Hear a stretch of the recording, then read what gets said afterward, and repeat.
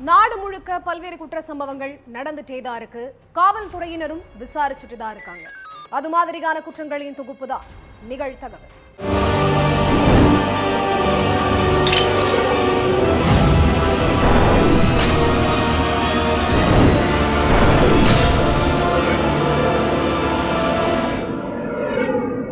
நிகழ்தகவு. வீட்டு வாசலில் அமர்ந்து காற்று வாங்கியபடி பேசிக் கொண்டிருந்த மக்கள் திடீரென பக்கத்து வீட்டிலிருந்து கேட்ட இளம் பெண்ணின் அலறல் சத்தம். பதறி அடித்துக் கொண்டு போய் பார்த்தவர்களுக்கு காத்திருந்த பேரதிர்ச்சி. மனைவியின் கழுத்தை கத்தியால் குத்தி கிழித்த கணவன் சில நொடிகளில் அதே கத்தியால் தனது கழுத்தையும் அறுத்து கொண்ட பயங்கரம். காதலித்து திருமணம் செய்து கொண்ட மனைவியை கணவனே கொலை செய்தது ஏன்? தனது கழுத்தையும் அறுத்து கொண்டதற்கு என்ன காரணம்? பின்னணி என்ன?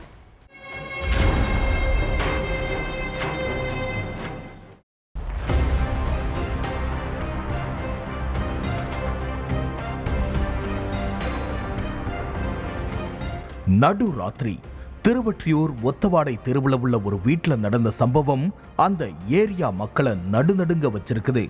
கிட்டத்தட்ட 100க்கும் அதிகமான குடும்பங்கள் வசிச்சிட்டு இருக்கிற ஒத்தவாடை தெருவில் நைட்டு 12 மணி வரைக்கும் மக்கள் நடமாட்டம் இருக்கும். வெயில் காலம் அப்படிங்கிறதால சிலர் வீட்டு வாசல்ல கட்டில போட்டு அதுல அமர்ந்து பேசிக்கிட்டு இருந்திருக்காங்க. அப்படி வழக்கம் போல மக்கள் தங்களோட வீட்டு வாசல்ல உட்கார்ந்து பேசிட்டு இருந்தப்போ அதே தெருவில் இருக்கிற ரகு வீட்டில இருந்து அவர் மனைவியுடைய அலறல் சத்தம் கேட்டிருக்குது. உடனே அக்கம் பக்கத்துல உள்ளவங்க எல்லோரும் ரகுவோட வீட்டை போய் பார்த்திருக்காங்க. அப்போ வீடு உள்பக்கமா தாழ்பால் போட்டிருந்திருக்கு. மக்கள் சிலர் ரகுவுடைய வீட்டு கதவை தட்டி இருக்காங்க. ரொம்ப நேரத்துக்கு அப்புறம் கதவை திறந்த ரகு கழுத்தறுக்கப்பட்ட நிலையில பொத்துன்னு கீழே விழுந்திருக்காரு. மனைவி ரேவதி கொடூரமான முறையில கழுத்தறுக்கப்பட்டு ரத்த வெள்ளத்துல உயிரிழந்திருக்காங்க. அதெல்லாம் பார்த்து பதற்றமானவங்க உடனே போலீஸுக்கு ஃபோன் பண்ணி தகவல் சொல்லியிருக்காங்க. விஷயம் தெரிஞ்சு சம்பவ இடத்துக்கு வந்த போலீஸ்காரங்க கழுத்தறுக்கப்பட்டு மயக்க நிலையில இருந்த ரகுவை மீட்டு மருத்துவமனைக்கு அனுப்பி வச்சிருக்காங்க. கையோட ரேவதி உடலையும் போஸ்ட்மார்ட்டத்துக்கு அனுப்பி வச்சுட்டு என்ன நடந்ததுன்னு தெரிஞ்சுக்க விசாரணையில இறங்கினாங்க. அதுலதான் நடுராத்திரி கணவன் மனைவி இடையில என்ன நடந்ததுங்கிறது வெளிச்சத்துக்கு வந்திருக்குது. சென்னை திருவொற்றியூர்ல இருக்கிற ஒத்தவாடை தெருவுல வாழ்ந்துட்டு இருந்த ரகு ரேவதி தம்பதி காதலிச்சு கல்யாணம் பண்ணிக்கிட்டாங்க. இந்த தம்பதிக்கு 12 வயசுல ஒரு மகனும் 10 வயசுல ஒரு மகனும் 2 பசங்க இருக்காங்க.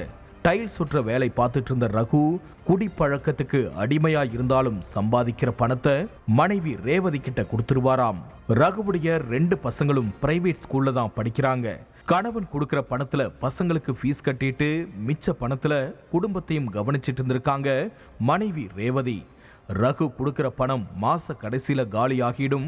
அதனால தனக்கு தெரிஞ்சவங்க கிட்ட வட்டிக்கு பணத்தை வாங்கி வீட்டுக்கு தேவையான அரிசி பருப்பு எல்லாம் வாங்கி இருக்காங்க ரேவதி. மனைவி வட்டிக்கு பணம் வாங்கின விஷயம் ரகுவுக்கு தெரியாது. ஒரு நாள் ரகு தெரு வழியா நடந்து போயிட்டு இருந்தப்போ ரேவதிக்கு பணம் கொடுத்தவரு உன் மனைவி வாங்கின பணத்துக்கு வட்டியும் கொடுக்கல அசலையும் கொடுக்கலன்னு நடு ரோட்ல வச்சு தகாத வார்த்தையால பேசியிருக்காரு. அவர் பேசின பேச்ச கேட்டதும் ஆத்திரமான ரகு கொலை வெறியோட வீட்டுக்கு போய் மனைவி கிட்ட வட்டிக்கு வாங்கின பணத்தை பத்தி கேட்டு சண்டை போட்டிருக்காரு. நான் கொடுக்கிற பணமெல்லாம் எங்க, யாருக்கு கொடுக்கிற? நீ தினமும் ரொம்ப நேரம் போன் யூஸ் பண்ணும் போதே உன் மேல எனக்கு சந்தேகம் வந்துச்சுன்னு சொல்லிக்கிட்டே ரேவதிய சர மாரியா அடிச்சிருக்காரு. நீங்க கொடுக்கிற பணம் பசங்களுக்கு ஃபீஸ் கட்டவே சரியா இருக்கு, குடும்பத்துக்காக தான் வட்டிக்கு பணத்தை வாங்கினேன்னு சொல்லியிருக்காங்க ரேவதி. ஆனா மனைவி சொன்ன எதையுமே ரகு காதலையே வாங்கல. அதுக்கு பிறகுதான் மனைவி ரேவதி நடத்தையில ரகுவுக்கு சந்தேகம் ஏற்பட்டிருக்கு. செல்போன் எடுத்தாலே யார் கூட பேசுற, யாருக்கு மெசேஜ் பண்ற, தான் கொடுத்த பணத்தையெல்லாம் யாருக்கு கொடுத்தன்னு கேட்டு பேசக்கூடாத வார்த்தைகள்ல பேசி ரேவதி மனசை காயப்படுத்தி இருக்காரு. குடும்ப கஷ்டத்துக்காக வட்டிக்கு வாங்கின பணம் சந்தேகமா மாறி கணவன் மனைவிக்குள்ள அடிக்கடி தகராறு ஏற்பட்டுக்கிட்டே இருந்திருக்குது. நீ எனக்கு துரோகம் பண்ணிட்டேன்னு சொல்லி சொல்லி மனைவிய தினமும் அடிச்சு சித்திரவதை பண்ணிட்டே இருந்திருக்காரு ரகு. கணவன் பண்ற டார்ச்சர் தாங்க முடியாம தன்னோட 2 மகன்களையும் அழைச்சிக்கிட்டு பக்கத்து தெருவில் இருக்கிற அம்மா வீட்டுக்கு போயிட்டாங்க ரேவதி. ஒரு வாரத்துக்கு அப்புறம் மாமியார் வீட்டுக்கு போன ரகு அங்க இருந்த மனைவிய சமாதானம் பண்ணியிருக்காரு. தான் பண்ணது தப்புதான், இனிமே இப்படி பண்ண மாட்டேன்னு சொல்லி மனைவி பசங்களை வீட்டுக்கு அழைச்சிருக்காரு ரகு. ஆனா ரகுவுடைய திட்டமே வேற. தனக்கு ரேவதி துரோகம் பண்ணிட்டதா நினைச்சு சைக்கோவாவே மாறி இருக்காரு. மனைவி 2 பசங்களையும் மாமியார் வீட்டிலிருந்து அழைச்சிட்டு போன ரகு நேரா ஒத்த வாடைக்கு போகாம பெரம்பூர்ல உள்ள தன்னோட அக்கா வீட்டுக்கு அழைச்சிக்கிட்டு போயிருக்காரு. 2 மணி நேரம் குடும்பத்தோட அங்க இருந்த ரகு 11 மணி ஆனதும் வீட்டுக்கு புறப்படலாம்னு ரேவதி கிட்ட சொல்லியிருக்காரு. அதுக்கு ரேவதியும் பசங்களை கூப்பிட்டுட்டு ரெடி ஆகி இருக்காங்க. அப்போ பசங்களுக்கு ஸ்கூல் லீவு தானே, அக்கா வீட்டில் இருக்கட்டும், நம்ம 2 பேர் மட்டும் வீட்டுக்கு போகலாம்னு ரகு சொல்ல ரேவதியும் சரின்னு சொல்லியிருக்காங்க. அதுக்கு பிறகு 11 மணிக்கு பெரம்பூர்ல இருந்து கிளம்பின கணவன் மனைவி வீட்டுக்கு வந்திருக்காங்க. அப்போ மனைவி கிட்ட தான் கொடுத்த பணத்தை யாருக்கு கொடுத்தன்னு பொறுமையா கேட்டிருக்காரு ரகு. அப்படி கேட்டதும் ஆத்திரமான ரேவதி நீங்க இன்னும் திருந்தவே இல்லைன்னு சொல்லி சத்தம் போட்டிருக்காங்க. அப்போ ரகு ரேவதிக்கு நடுவுல திரும்பவும் தகராறு ஏற்பட்டிருக்கு. ஆத்திரத்துல வீட்டு கதவை உள்பக்கமா தாழ்பால் போட்டுக்கிட்ட ரகு மனைவிய கண்மூடித்தனமா அடிச்சு காயப்படுத்தி இருக்காரு. அடுத்த கொஞ்ச நேரத்துல வீட்டுல இருந்த கத்தியை எடுத்து ரேவதி கழுத்தை அறுத்து கிழிச்சிருக்காரு. அதுல நிலை குலைஞ்சு போன ரேவதி சில நொடிகள்லயே உயிரிழந்துட்டாங்க. மனைவி உயிரிழந்த பயத்துல ரகு தன்னுடைய கழுத்தை அறுத்துக்கிட்டு தற்கொலை பண்ணிக்க முயற்சி பண்ணியிருக்காரு. ரகுவுக்கு கழுத்து பகுதியில பயங்கர காயம் ஏற்பட்டு இருக்கிறதால தீவிர சிகிச்சை அளிக்கப்பட்டு வருது. தனது ஸ்கூட்டி திருட்டு போனதாக போலீசில் புகார் அளித்த இளம்பெண். ஸ்கூட்டி கிடைத்து விட்டது, நேரில் வந்து வாங்கிக் கொள்ளுமாறு கூறிய காவலர் ஸ்கூட்டியை ஒப்படைக்க பேரம் பேசியதோடு இளம்பெண்ணை படுக்கை அறைக்கு அழைத்து அத்துமீறல். சொகுசு விடுதியில் வைத்து காவலரை சுற்றி வளைத்த இளம்பெண்ணின் அண்ணன்கள். காவலரை இளம்பெண் சிக்க வைத்தது எப்படி? காவலர் மீது போலீசார் எடுத்த நடவடிக்கை என்ன?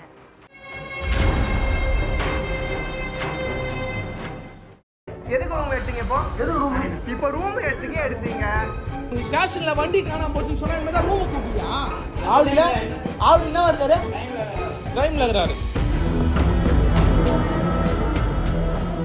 ஆவடியில் உள்ள பிரீதா கார்டன் விடுதிக்கு வந்த ஒரு நபரை சில இளைஞர்கள் சுத்தி வளைச்சு பிடிச்சு அடிக்க பாஞ்சிருக்காங்க. அப்போ ஏதோ ஒரு பெரிய பிரச்சனை நடக்கிறத புரிஞ்சுக்கிட்ட விடுதி ஊழியர்கள் போலீஸுக்கு தகவல் கொடுத்திருக்காங்க. அதுக்கு பிறகு அங்க வந்த போலீசார் இளைஞர்கள் பிடியில இருந்த நபரை மீட்டு போலீஸ் ஸ்டேஷனுக்கு அழைச்சிட்டு போய் விசாரணை நடத்தி இருக்காங்க. அப்பதான் அடிக்க பாஞ்ச இளைஞர்கள் யாரு, இளைஞர்கள் கிட்ட மாட்டுன அந்த நபர் யாரு, எதுக்காக இளைஞர்கள் அவரை அடிக்க பாஞ்சாங்கன்னு எல்லாமே தெரிய வந்திருக்குது. அதுலயும் இளைஞர்கள் கிட்ட மாட்டுன நபர் யாருங்கிறது தெரிஞ்சதும் போலீஸுக்கே பெரிய ஷாக் தான்.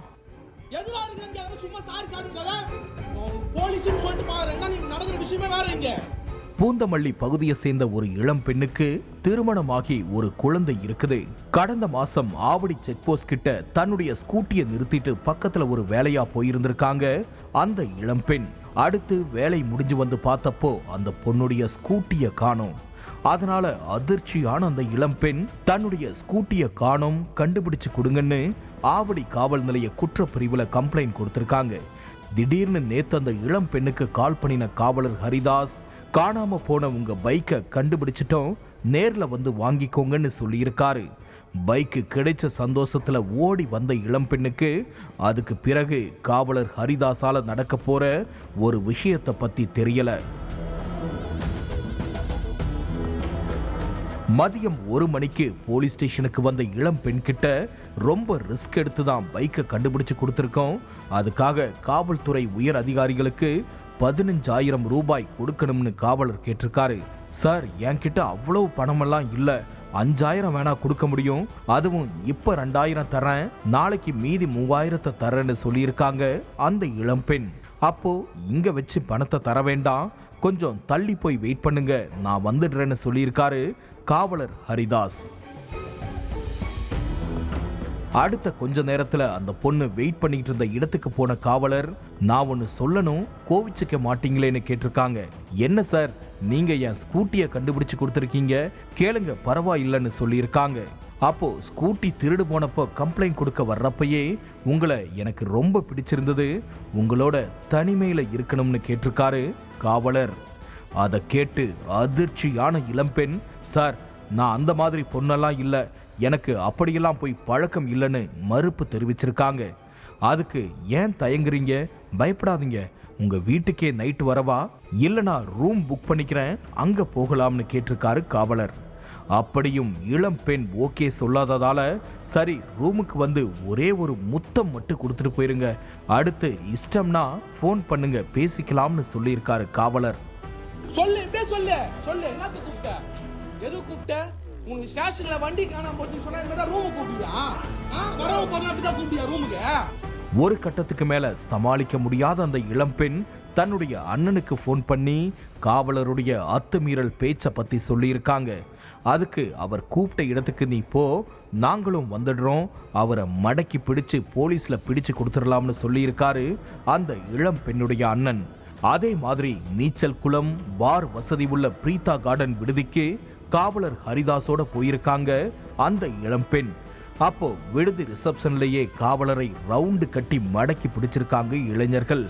அதுக்கு பிறகுதான் விடுதி ஊழியர்கள் போலீஸுக்கு தகவல் கொடுத்திருக்காங்க. எதுக்கு ரூம் எடுத்த, என்ன வருது நீ, என்ன வருது ஆவடி ஸ்டேஷன்ல, ஆவடி என்ன வருது, கிரைம்ல இருக்கிறாரு. பாதிக்கப்பட்ட இளம்பெண்ணும் அவங்களுடைய அண்ணனும் ஆவடி காவல் உதவி ஆணையர் கனகராஜ் கிட்ட புகார் கொடுத்திருக்காங்க. அந்த புகார் அடிப்படையில் காவலர் ஹரிதாஸ் மேல வழக்கு பதிவு பண்ணி விசாரணை நடந்துகிட்டு இருக்குது. இதுக்கு மத்தியில இளம் பெண்ணுடைய அண்ணனும் ஒரு குற்றச்சாட்டை முன் வச்சிருக்காரு. என் தங்கச்சிய நான் உஷாரா காப்பாத்திட்டேன், ஆனா இன்னும் பல பெண்கள் கிட்ட காவலர் ஹரிதாஸ் அத்துமீறி நடந்திருக்க வாய்ப்பு இருக்குன்னும், விசாரிக்க வேண்டிய விதத்துல விசாரிச்சு அவர் மேல ஆக்ஷன் எடுத்தாதான் பல பெண்களை காப்பாற்ற முடியும்னு சொல்லியிருக்காரு. அதே மாதிரி பிரீதா கார்டன் ஹோட்டல்ல ரெகுலரா இந்த மாதிரி வேலை நடக்கிறதாவும் புகார் தெரிவிச்சிருக்காரு. இதுல குறிப்பிட்டு சொல்ல வேண்டிய விஷயம் என்னன்னா, பாதிக்கப்பட்ட இளம்பெண் கிட்ட தன்னுடைய பெயர் சசிகுமார்னு சொல்லி பேசியிருக்காரு காவலர் ஹரிதாஸ். இதே மாதிரி பெயர்களை மாத்தி மாத்தி சொல்லி பல பெண்கள் கிட்ட பேசி இருக்காரா அப்படிங்கிறதையும் கண்டுபிடிக்கணும்னு கோரிக்கை எழுந்திருக்குது. டீ கடையில் நின்று டீ குடித்துக் கொண்டிருந்த விவசாயி சடாரென கத்தியால் குத்தி கொன்றுவிட்டு கேஷுவலாக நடந்து சென்ற நபர். சம்பவம் நடந்த 2 மணி நேரத்தில் கொலையாளியை பிடித்த போலீஸ். மகன் செய்த தவறால் அப்பாவுக்கு நேர்ந்த கொடூரம் நடந்தது என்ன?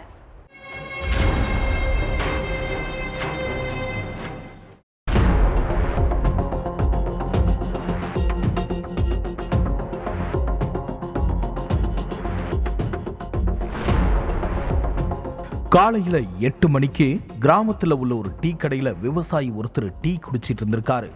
அப்போ சுமார் 55 வயது மதிக்கத்தக்க ஒருத்தர் திடீர்னு வந்து டீ குடிச்சிட்டு இருந்த விவசாயிய சரமாரியா குத்தி கொன்னுட்டு சர்வ சாதாரணமா நடந்து போயிருக்காரு. கடையில டீ குடிச்சிட்டு இருந்தவங்க அதை பார்த்து அதிர்ச்சியில உறைஞ்சு போய் நின்று இருந்திருக்காங்க. கையில கத்தியோடையும் கண்ணுல கொலை வெறியோடையும் இருந்ததால கொலை பண்ணிட்டு தப்பிச்சு போனவரை பிடிக்க யாருமே முன் வரல.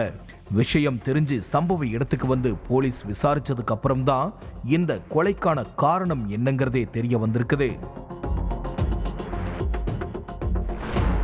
கர்நாடகா மாண்டியா நகருக்கு பக்கத்தில் உள்ள பாண்டவப்பூர் மாணிக்கியனஹள்ளி அப்படிங்கிற கிராமத்தை சேர்ந்தவர் லோகேஷ். இவருடைய மனைவி 28 வயசான தீபிகா. இந்த தம்பதிக்கு 9 வயசுல ஒரு மகன் இருக்கான். இவங்க மேலுக்கோட் அப்படிங்கிற பகுதியில் உள்ள ஒரு பிரைவேட் ஸ்கூல்ல ஆசிரியையா வேலை பார்த்துட்டு இருந்திருக்காங்க. இவங்க வீட்டுக்கு பக்கத்து வீட்டில் 22 வயசான நிதிஷ்ங்கிற இளைஞர் குடியிருந்திருக்காரு. பக்கத்து வீட்டு பையனுங்கிற முறையில நிதிஷ் கூட தீபா பேசி பழகி இருக்காங்க. ஆனா நாளடைவுல இவங்க 2 பேருக்கும் இடையிலான உறவு எல்லை மீறி போனதா சொல்லப்படுது. சின்ன கிராமம் அப்படிங்கிறதால இவங்க நெருங்கி பழகிற விஷயம் ஊர் மக்கள் பலருக்கு தெரிஞ்சு அது பத்தி கேட்டிருக்காங்க. தீபிகாவை விட நிதிஷ் 6 வயசு சின்ன பையன் அப்படிங்கிறதால அவன் எனக்கு தம்பி மாதிரின்னு சொல்லி ஊர்க்காரங்களையும் சொந்தக்காரங்களையும் சமாளிச்சிருக்காங்க தீபிகா. ஆனா ஒரு கட்டத்துல இந்த விஷயம் தீபிகாவுடைய கணவர் லோகேஷுக்கு தெரிஞ்சு குடும்பத்துல பெரிய பிரச்சனை வந்திருக்குது. இதுக்கு மேலையும் நிதிஷ் கூட பழகிட்டு இருந்தா நம்ம வாழ்க்கையே சின்ன பின்னமாகிரும்னு நினைச்ச தீபிகா தகாத உறவுக்கு எண்டு கார்டு போட முடிவு பண்ணியிருக்காங்க. அந்த நேரத்துல தான் தீபிகாவுக்கு பிறந்த நாள் வந்திருக்குது. 2024 ஜனவரி 20ஆம் தேதி பிறந்த நாள் கொண்டாடுறதுக்காக தீபிகாவை நிதிஷ் நேர்ல வர சொல்லியிருக்கான். அன்னைக்கு நிதிஷை பார்க்க போன தீபிகா, இதோட நாம பேசி பழகிறத நிறுத்திக்கலாம், நீ உன்னுடைய லைஃபை பாரு, நான் என்னுடைய லைஃபை பார்க்கறேன்னு சொல்லியிருக்காங்க. இதை கேட்டு கடுப்பான நிதிஷ், அதெல்லாம் முடியாது, நாம எப்பவும் போல பேசி பழகணும், யார் என்ன சொன்னாலும் என்னால உன்கிட்ட பேசாம உன்னை பார்க்காம இருக்கவே முடியாதுன்னு நிதிஷ் அடம் பிடிச்சிருக்கான். முதல்ல பொறுமையா சொல்லி பார்த்த தீபிகா நிதிஷ் ரொம்ப ஓவரா அடம் பிடிச்சதும் இனிமே உனக்கும் எனக்கும் எந்த சம்பந்தமும் கிடையாதுன்னு சொல்லிட்டு விறுவிறுன்னு நடக்க ஆரம்பிச்சிருக்காங்க. அப்போ ஆத்திரத்தோட உச்சிக்கே போன நிதிஷ் தீபிகாவை அடிச்சு உதைச்சு அவங்க கழுத்தை நெரிச்சு துடிக்க துடிக்க கொன்னுட்டு மேலுக்கோட் நரசிம்ம சுவாமி கோவில் மலை அடிவாரத்துல உள்ள மறைவான இடத்துல குழி தோண்டி புதைச்சிருக்கான். ஆனா அவசரத்துல முழுசா புதைக்காம அரை குறையா புதைச்சிட்டு தப்பிச்சு போயிருக்கான். இதுக்கிடையில ஸ்கூலுக்கு வேலைக்கு போன தீபிகாவை காணோம்னு கணவரும் சொந்தக்காரங்களும் பல இடங்கள்ல தேடி அலைஞ்சிருக்காங்க. எங்க தேடியும் கிடைக்காததால போலீஸ் ஸ்டேஷன்லயும் கம்ப்ளைண்ட் கொடுத்திருக்காங்க. இதுக்கு நடுவுல 4 நாளைக்கு அப்புறம் மலை அடிவாரத்துல ஒரு பெண்ணுடைய சடலம் பாதி புதைக்கப்பட்ட நிலையில கிடக்கிறதா போலீஸுக்கு தகவல் வந்திருக்குது. இந்த விஷயத்தை போலீஸ் லோகேஷ் கிட்ட சொல்லி அதுக்கப்புறம் லோகேஷ் அங்க நேர்ல போய் பார்த்தப்பதான் அது தீபிகாவுடைய சடலம் அப்படிங்கிறது தெரிய வந்திருக்குது. அதுக்கப்புறம் தீபிகாவுடைய செல்போன் நம்பருக்கு எந்தெந்த நம்பர்ல இருந்து அதிக முறை கால் வந்திருக்குன்னு செக் பண்ணியிருக்காங்க போலீசார். அதுல நிதிஷ் நம்பர்ல இருந்து தான் அதிக முறை கால் வந்திருக்குதுன்னு தெரிஞ்சு போலீஸ் நிதிஷை பிடிச்சு விசாரிச்சிருக்காங்க. விசாரணையில நிதிஷ் தான் கொலையாளிங்கிறத கன்ஃபார்ம் பண்ண போலீஸ் அவனை ஜெயில அடைச்சிட்டாங்க.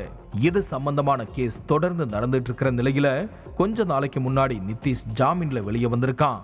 நிதிஷுடைய அக்காவுக்கு மே 11ஆம் தேதி கல்யாணம் நடக்க இருந்ததால நிதிஷும் அவனுடைய சொந்தக்காரங்களும் கல்யாண வேலைகளை கவனிச்சிட்டு இருந்திருக்காங்க. நிதிஷ் ஜாமீன்ல வெளியே வந்திருக்கிற விஷயம் தெரிஞ்சுக்கிட்ட தீபிகாவுடைய அப்பா வெங்கடேஷ் நம்ம பொண்ணை கொன்னு பேரனை தாயில்லா பிள்ளையாக்குன்னு நிதிஷை கொன்னு வீசிடணும்னு முடிவு பண்ணி அவனை சல்லடை போட்டு தேடி இருந்திருக்காரு.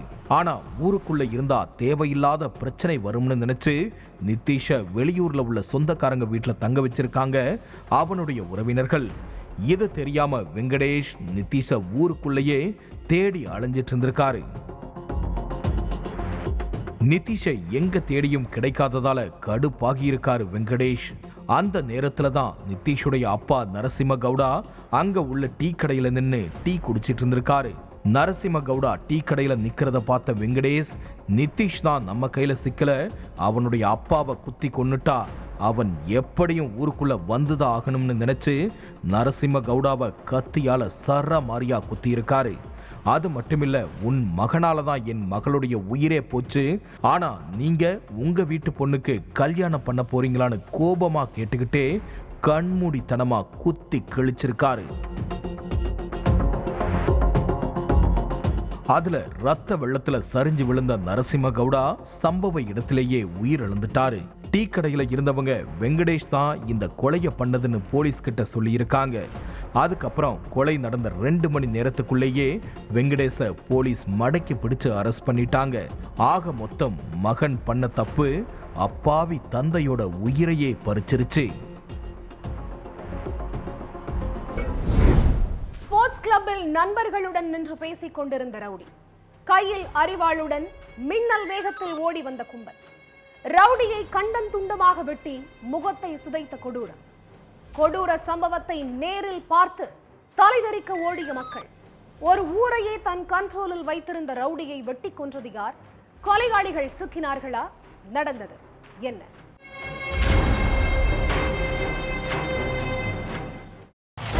ஒரு ஊரையே தன்னுடைய கண்ட்ரோல்ல வச்சிருந்த ரவுடிய பட்ட பகல்ல பல பேருடைய கண்ணு முன்னாடி வச்சு ரத்தம் தெறிக்க தெறிக்க வெட்டி கொண்ட சம்பவம் பெரும் பதற்றத்தை ஏற்படுத்தி இருக்கு. கர்நாடகாவில் உள்ள தாவங்கரை நகரை சேர்ந்தவர் தான் இந்த கணுமா சந்தோஷ். ஊருக்குள்ள சின்ன சின்ன கட்ட பஞ்சாயத்து பண்ணிட்டு இருந்த கணுமா சந்தோஷ் காலப்போக்கில் மிகப்பெரிய ரவுடியா உருவெடுத்திருக்கான். இவன் மேல கொலை முயற்சி அடிதடின்னு கர்நாடக மாநிலத்தில் உள்ள பல போலீஸ் ஸ்டேஷன்ல ஏகப்பட்ட வழக்குகள் நிலுவையில் இருக்கு.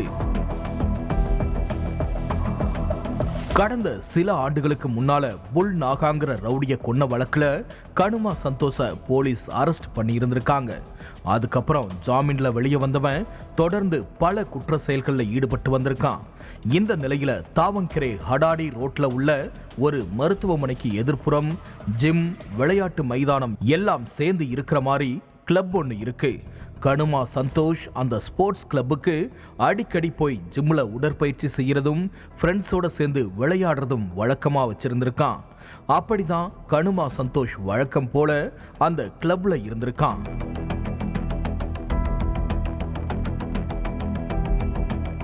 இதுதான் சரியான சந்தர்ப்பம்னு நினைச்ச கொலை கும்பல் அந்த கிளப்புக்கு ஒரு ஆட்டோவில் வந்து இறங்கி இருக்காங்க. கையில கத்தி அரிவாளோட மின்னல் வேகத்துல ஓடி வந்தவங்களை பார்த்து கிளப்ல நின்னுட்டு இருந்த எல்லோரும் நாலா பக்கமும் சிதறி ஓடி இருக்காங்க. கணுமா சந்தோஷ் எங்க நின்னுட்டு இருக்கான்னு அந்த கும்பலுக்கு கரெக்டா தெரிஞ்சிருக்கு. அதனாலதான் கணுமா சந்தோஷ் இருந்த இடத்தை நோக்கி வேகமா போய் அவனை கொடூரமா வெட்டி இருக்காங்க. எதிராளிங்க வெட்ட பாஞ்சதும் கணுமா சந்தோஷ் தப்பிச்சு ஓட முயற்சி பண்ணியிருக்கான். ஆனா அந்த கும்பல் அவனை எங்கேயுமே ஓட விடாம சுத்து போட்டு சர்ற மாதிரியா வெட்டி சாச்சிருக்காங்க.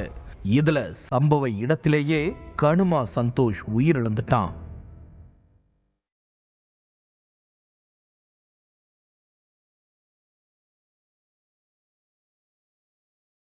கணுமா சந்தோஷோட முகத்தை சிதைச்சிடணும்னு குறியா இருந்த கும்பல் முகத்திலேயே ரத்தம் தெறிக்க தெறிக்க சர மாரியா வெட்டி இருக்காங்க.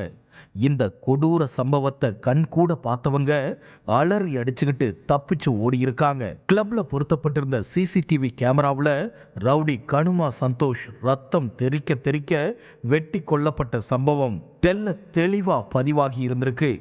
இப்போ அந்த சிசிடிவி காட்சிகள் சமூக வலைதளங்களில் வெளியாகி பார்க்குறவங்களை குலை நடுங்க வச்சிருக்கு.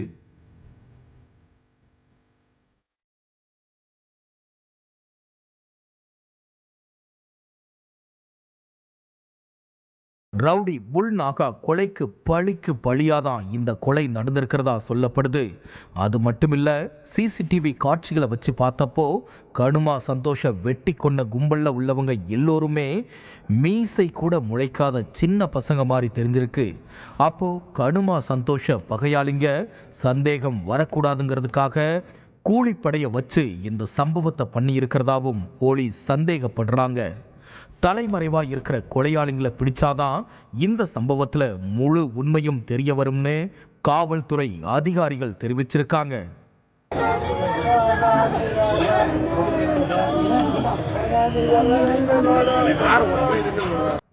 சிசிடிவி காட்சிகளை வச்சு பார்க்குறப்போ அந்த கும்பல் கணுமா சந்தோஷ கொலை பண்ணுறதுக்கு எடுத்துக்கிட்ட டைம் வெறும் 30 வினாடிகள் தான். அந்த 30 வினாடிக்குள்ள வேகமாக ஸ்போர்ட்ஸ் கிளப்புக்குள்ள வந்து ரவுடியை வெட்டி கொன்னுட்டு மின்னல் வேகத்தில் தப்பிச்சு ஓடி இருக்காங்க. மங்களூருவில் கடந்த சில நாட்களுக்கு முன்னாடி இந்து ஆர்வலரும் ரவுடியுமான சுகாஷ் செட்டி படுகொலை, அதே மாதிரி 2 நாளைக்கு முன்னாடி மைசூர்ல பிரபல ரவுடி கார்த்திக் படுகொலை, இப்போ தொடர்ந்து 3வது சம்பவமா ரவுடி கணுமா சந்தோஷ் படுகொலையினால கர்நாடகா மாநிலம் பரபரப்புல மூழ்கி கிடக்கு. பணம் வசூலிப்பதற்காக வீட்டிலிருந்து கிளம்பிய பினான்சியர் நீண்ட நேரமாகியும் வீடு திரும்பாததால் பதற்றமான உறவினர்கள். ஆள் நடமாட்டம் இல்லாத இடத்தில் கொடூரமாக கொலை செய்யப்பட்டு கிடந்த பினான்சியர். சிசிடிவி கேமராக்கள் மூலம் கொலையாளிகளை ரவுண்டு கட்டிய போலீஸ். பினான்சியரை கொலை செய்ததற்கு என்ன காரணம்? கொலையின் பின்னணி என்ன?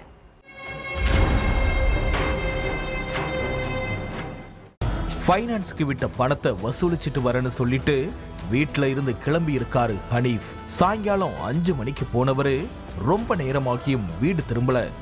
அப்பாவை ஆளையே காணோமேன்னு அவருடைய மகன் தேடி போயிருக்காரு. அப்போ வீட்டுல இருந்து கொஞ்சம் தள்ளி ஆள் நடமாட்டம் இல்லாத இடத்துல ஹனீஃப் இறந்து கிடந்திருக்காரு. தந்தை கொடூரமான முறையில இறந்து கிடந்ததை பார்த்து பதறி போனவரு அக்கம் பக்கத்துல உள்ளவங்க உதவியோட போலீஸுக்கு தகவல் சொல்லியிருக்காரு. தகவல் தெரிஞ்சு சம்பவ இடத்துக்கு வந்த போலீஸ்காரங்க பார்த்தப்போ ஹனீஃப் வயிறு கத்தியால குத்தி கிழிக்கப்பட்டும் தலையில கல்ல தூக்கி போட்டு கொன்னதும் தெரிய வந்திருக்குது. அதுக்கப்புறம் சடலத்தை போஸ்ட்மார்ட்டத்துக்கு அனுப்பி வச்ச போலீஸ் ஹனீஃபுடைய மகன் கிட்ட விசாரிச்சிருக்காங்க. உங்க அப்பாவுக்கு வேற யார் கூடயாவது முன் விரோதம் இருக்கா? எங்க போறேன்னு சொல்லிட்டு வீட்டுல இருந்து கிளம்புனாருன்னு கேட்டிருக்காங்க. எங்க அப்பா வட்டிக்கு பணம் விட்டுட்டு இருந்தாரு, பணத்தை கலெக்ட் பண்ணிட்டு வரேன்னு சொல்லிட்டு தான் வீட்டுல இருந்து கிளம்புனாரு. ஆனா இந்த இடத்துக்கு எப்படி வந்தாரு, அப்பாவை யாரு இப்படி பண்ணதுன்னு தெரியலன்னு சொல்லியிருக்காரு மகன். அதுக்கு பிறகு ஹனீஃப் சடலமா கிடந்த இடத்துல உள்ள எல்லா சிசிடிவி கேமராக்களையும் ஹனீஃபுடைய செல்போன் நம்பரையும் வச்சு விசாரிச்சப்போ ஹனீஃபை கொன்னது அதே ஏரியாவை சேர்ந்த ஷம்சேர் கான்கிறது தெரிய வந்திருக்குது. ஹனீஃப் ஃபைனான்ஸ் வச்சு நடத்தி பணத்தை வட்டிக்கு விடுறவருங்கிறதால 2 பேருக்கும் இடையில பணம் கொடுக்கல் வாங்கல் விஷயம் சம்பந்தமா மோதல் ஏற்பட்டிருக்குன்னு, அந்த மோதல் காரணமா தான் இந்த கொலை நடந்திருக்குதுன்னு போலீஸ் சந்தேகப்பட்டாங்க. அதுல தான் கொலைக்கு பின்னாடி இருக்கிற காரணமே வெளியில வந்திருக்குது. உத்தரப்பிரதேச மாநிலம் அம்ரோஹா பகுதியை சேர்ந்த 65 வயசான ஹனீஃப் ஃபைனான்சியரான இவர் மனைவி பசங்களோட வாழ்ந்துட்டு இருக்காரு. ஹனீஃபுக்கு வசதி வாய்ப்புன்னு நிறைய இருந்தாலும் பணம்னு ஓடிக்கிட்டே இருந்திருக்காரு. ஃபைனான்ஸ்ல வட்டிக்கு பணம் வாங்கிட்டு முறையா கட்டலன்னா அவங்க வீட்டு வாசல்ல போய் தகாத வார்த்தைகள்ல பேசி அசிங்கப்படுத்தி இருக்காரு ஹனீஃப்.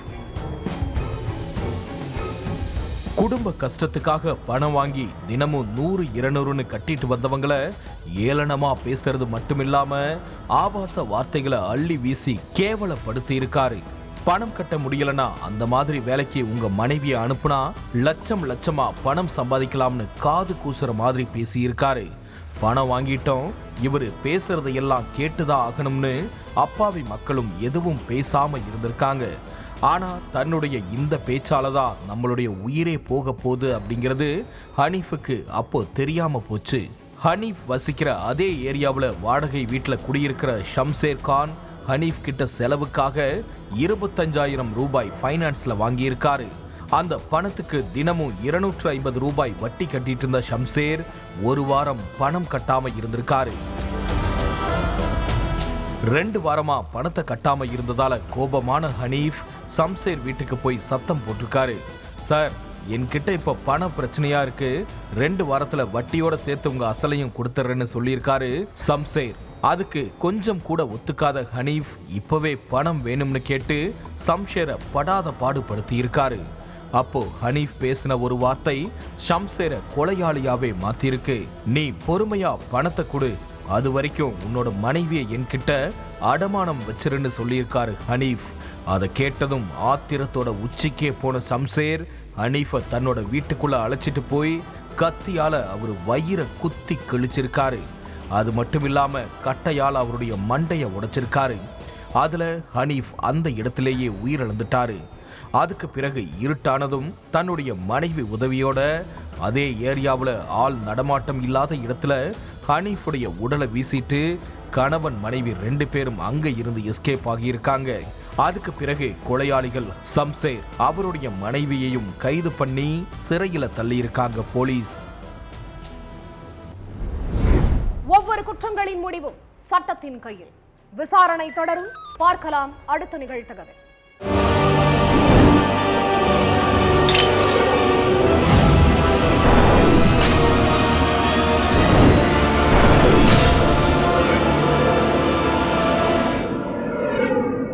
நிகழ்தகவு.